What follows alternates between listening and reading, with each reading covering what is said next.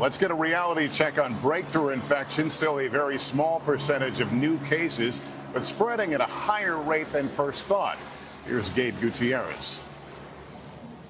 The new CDC internal report not only acknowledges that so-called breakthrough infections are rising, but that they may be as transmissible as unvaccinated cases. Were you surprised that you had been vaccinated and got sick anyway?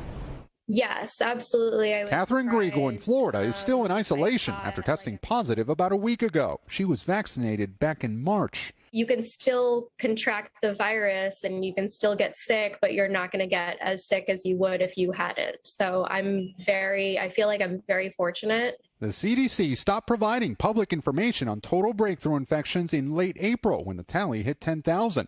Instead, it only posted data when they led to hospitalization or death. So NBC News reached out to all 50 states. 38 responded. We found more than 125,000 fully vaccinated Americans have tested positive for COVID. According to a CDC internal document, there are now roughly 35,000 breakthrough infections per week. Keep in mind, that's a tiny percentage of the more than 160 million fully vaccinated Americans. If you are vaccinated, you have 25 times less chance of getting hospitalized or dying.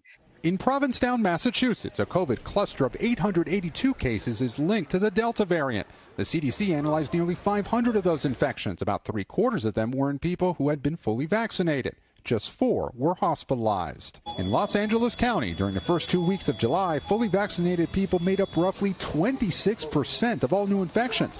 Martha McAdam, a kidney transplant recipient, was vaccinated in February but came down with COVID in March. She was hospitalized for 48 days. If I hadn't had that vaccine, I wouldn't be alive today. And that's why public health experts say the vaccine works despite breakthroughs. A Yale University study recently submitted for peer review estimates that here in New York City alone, the vaccine campaign has prevented 250,000 cases and 44,000 hospitalizations. Lester?